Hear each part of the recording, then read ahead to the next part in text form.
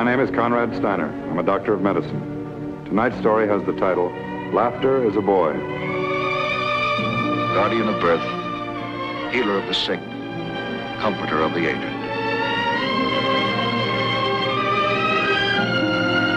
And the qualities of the worthy physician are three. The eye of an eagle, the heart of a lion, the hand of a woman.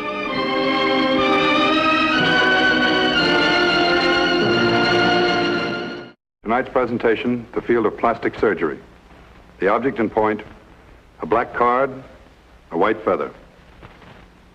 The case in point, John Coslow. He's 8 years old, and for reasons that will appear obvious, he's already made up his mind that he's lived too long. Whatever hope for the future he might have rests in the hands of 6 people. 5 of them the boy has never met before. The 6th, John's older brother, Pete Coslow. Pete is 16 years old. He's in his sophomore year of high school. He has one main interest in life, his brother.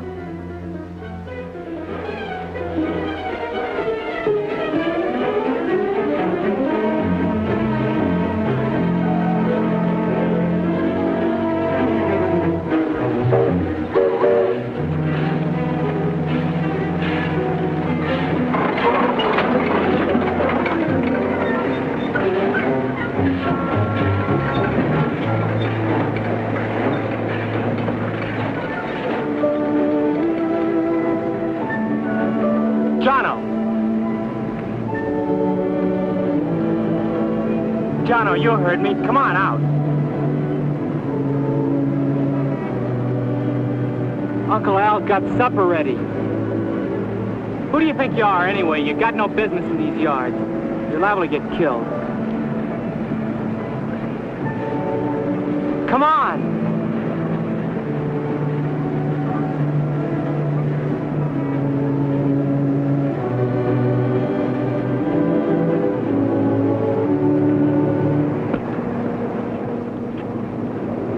Like you've been through a coal mine. Come on, give. Just listen to me for a change. Keep telling you. What do you care what those other kids call you? Other side. More. Sticks and stones, that's all. Don't pay any attention to them. Forget it, will ya? Uncle Al's got supper already. Bought you something anyway. New trick. But you can't even work it. Well, don't just stand there. Come on.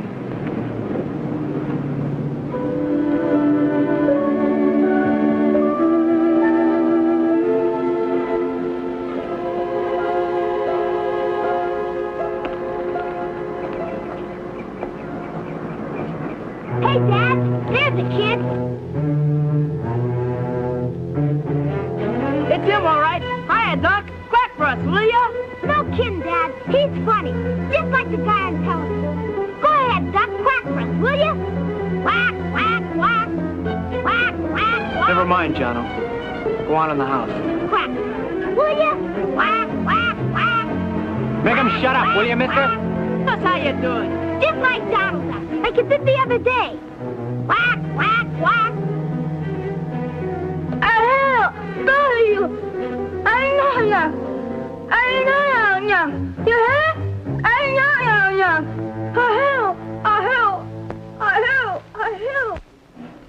Jono? Breakfast is almost ready, you hear? Yeah, okay.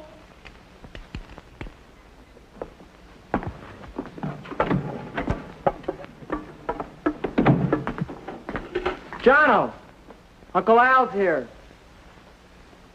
Morning, Uncle Al. Morning.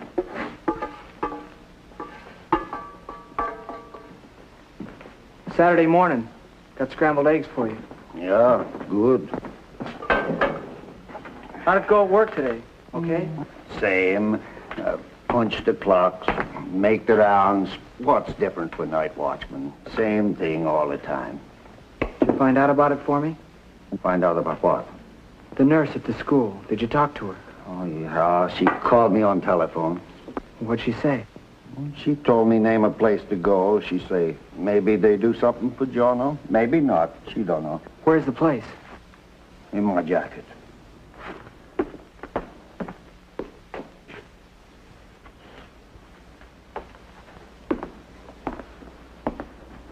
Room 200, University Medical Center. Monday at 10 o'clock. Do you think they could help him? I don't think so.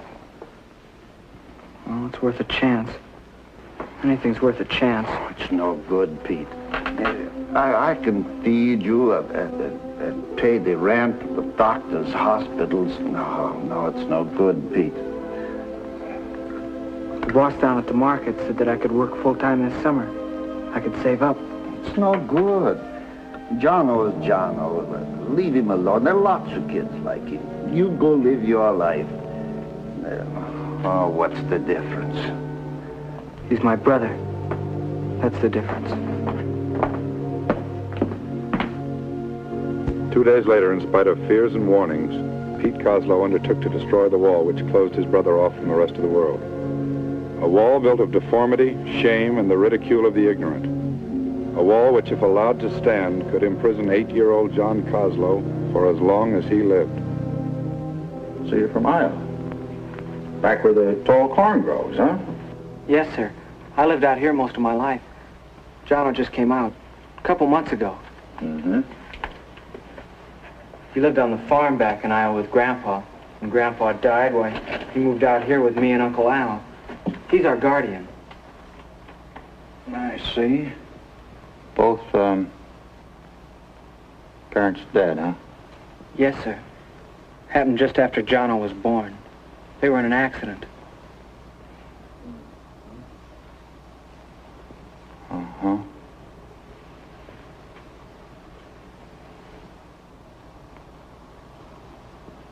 Tell me, John, do you catch a lot of colds? Sore throats? Earaches? Huh? Yes, sir. All right, now. Open your mouth. Open it wide. Wider. That's fine.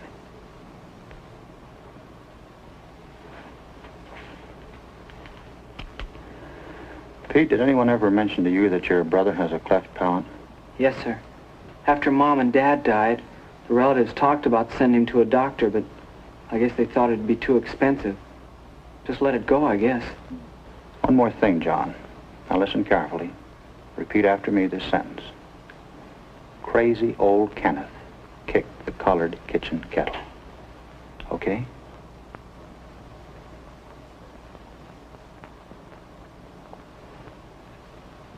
Mm-hmm.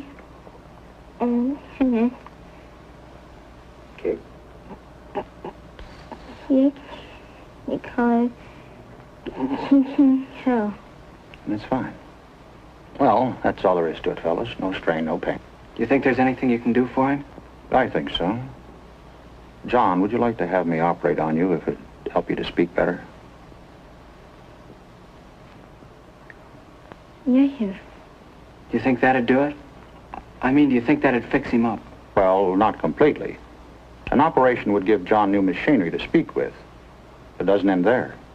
It'd be up to you, John, to learn how to use this new machinery. Be kind of like getting a bike for Christmas. Now, that bike wouldn't do you much good unless you learned how to ride it, would it? Understand? When would you be able to operate, Doctor? Probably 2 or 3 weeks. I'd have to get written permission from your uncle before I could operate. Have him get in touch with our office, would you, Pete? I'll tell him to call. Right now, I'd like to have the other doctors in our staff examine your brother. Okay, John? Come on.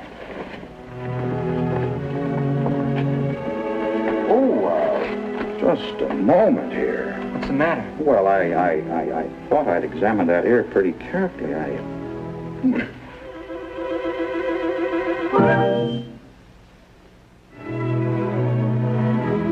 The second member of the cleft palate team, the speech therapist.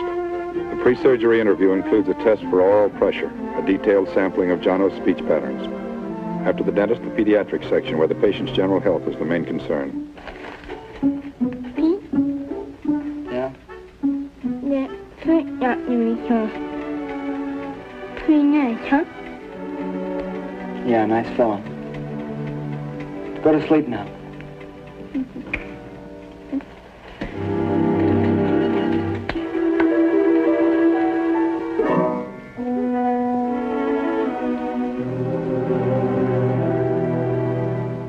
Now here, as you can see, is a diagram of a normal mouth. Normally, the soft palate, by means of a muscular action, acts as a kind of valve, opening and closing like this, so that when we utter the sound k, the palate is closed. When we utter the sounds n or n, palate is open. Now here, excuse me, we have a cross-section of a cleft palate. It is not possible for the person to divide the nasal and oral cavities to block the nose off from the mouth, so that sound uttered circulates through both of them and is lost or distorted. Dr. Rayburn, isn't a cleft lip usually associated with a cleft palate? Yes, usually it is. However, in the case of the Coslow boy, the lip is not involved. Now, surgically, we can correct this defect in the following manner: by transposing 4 adjacent sections of tissue over the opening or cleft, thus affecting a closure.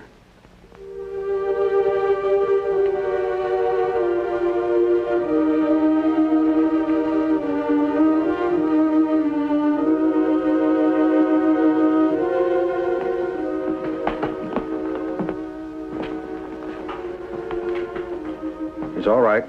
Nothing to worry about. Took the anesthesia very well. It turned out all right, Doctor? Well, as far as I'm concerned, it did, Mr. Coslow. He did just fine. I don't know what to say. I mean, you take care of John-O. You give your time. You don't even know us. I mean, well, how can I thank you? Well, he's a fine lad, Mr. Coslow. I'm only glad we're in a position to help. There's still work to do, though. Or for John-O, I mean.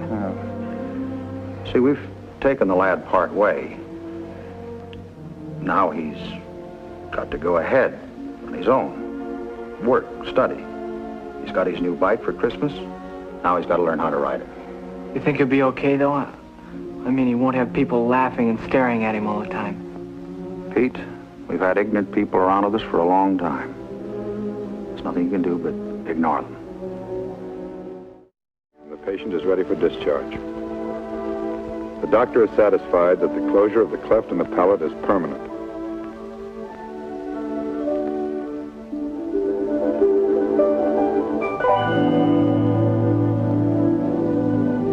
The first step is completed. John-O has started his trip to join the rest of the world. In the initial weeks, the speech therapist points for 2 main objectives: to help the patient harness the basis of speech, the airstream, to direct it out through the mouth, not through the nose. Second, help the patient make the greatest possible use of the soft palate muscles and the soft palate itself, the all-important valve, the doorway of sound. Practice, exercise, work. At home, at the clinic, palate training, breath direction, articulation. Practice, more practice. 5 months of rigorous training. Then in early September, the patient develops the danger signs: discouragement, boredom. The treatment is immediate. John-O is given a day off. At home that night, it's a different matter. The lesson takes place on schedule. The next morning, the same, no let-up. K. K. K. The sound's still coming through your nose. What's the matter with you? You're not even trying. I had enough practice. You haven't had enough practice. It's for your own good, can't you see that? Can't you get it through your thick head? It's 10 after 8. Come on, you can't be late for school. Not the first day, anyway.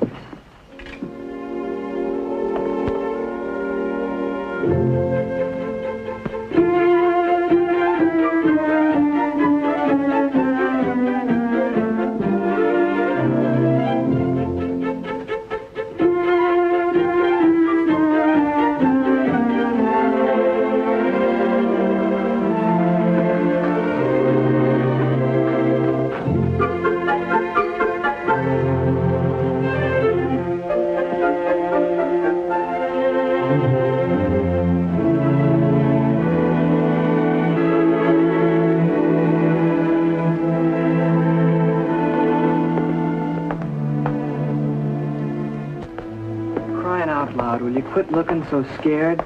You've been here enough. First day of school, nothing to be scared about. You have. New teacher. Don't like it. Get worried. Listen, just forget about it, will you? Remember what the doctor said. When you talk, you gotta take it easy. You get nervous, you get upset, you get tied up in a knot. Okay? I'll come back at noontime and have lunch with you. See you later.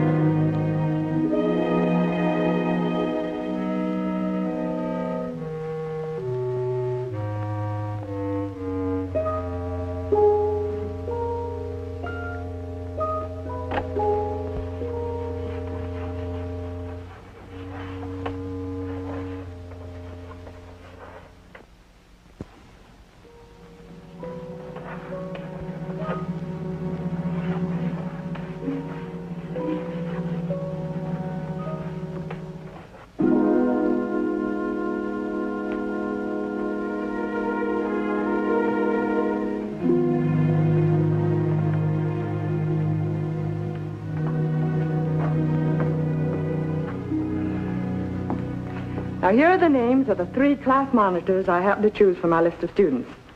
Now, when your name is called, will you please stand up so the rest of the class can become acquainted with you? First, Fred Tyler. All right, Fred, thank you. The next is John Coslow. John Coslow? Is there a John Coslow in this class, please?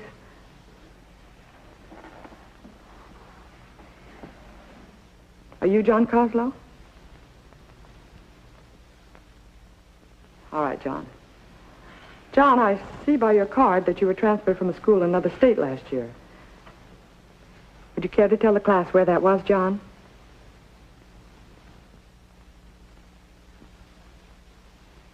Would you care to tell us, John? All right, John. You may sit down.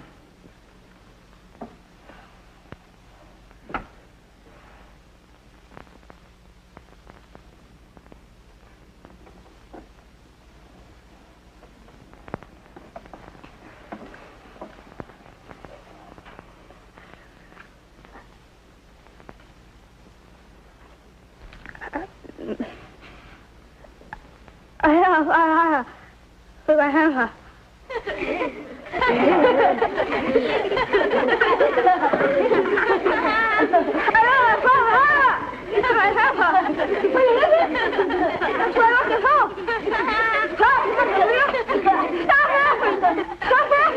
That's enough.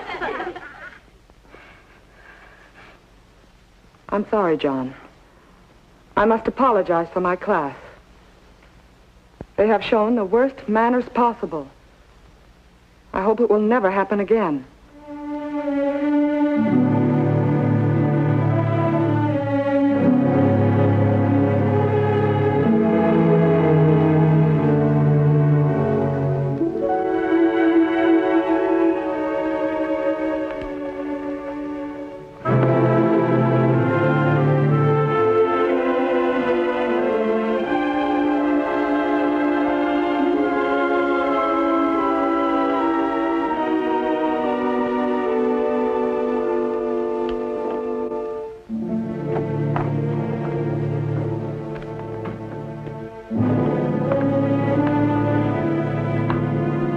Hey, what's this?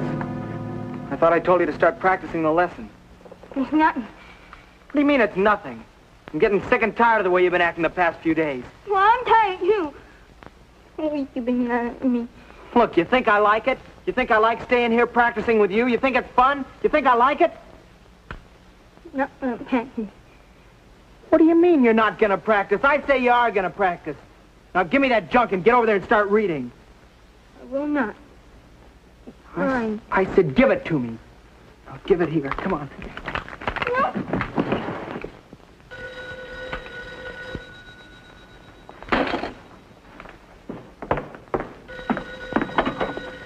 Hello? Oh, hi, Red. Yeah, same deal, my brother. Yeah, it's a rough deal. Uh-huh. Well, maybe I'll see you tomorrow. Bye.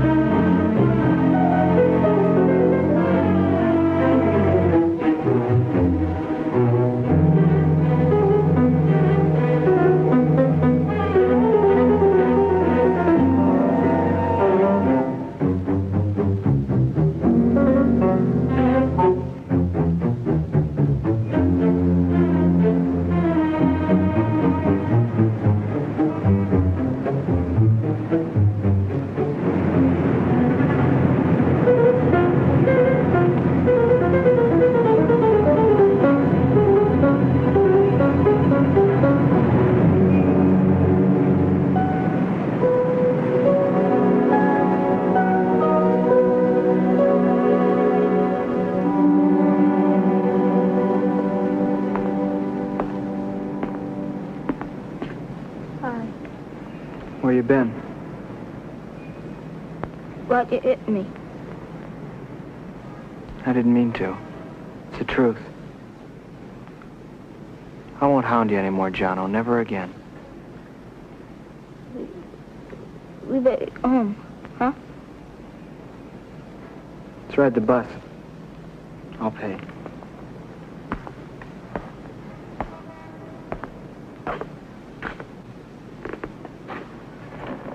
Pete? While we're eating, might as well do some practicing. Huh? It's up to you. You're the boss. How much longer, Pete, before I earn? Long time, you think? Just told you. Christmas? You think I could earn by... You think I could learn by... Christmas? Anytime you say. It's up to you. Christmas time. By Christmas time. You want to start the lesson, Pete? From the beginning.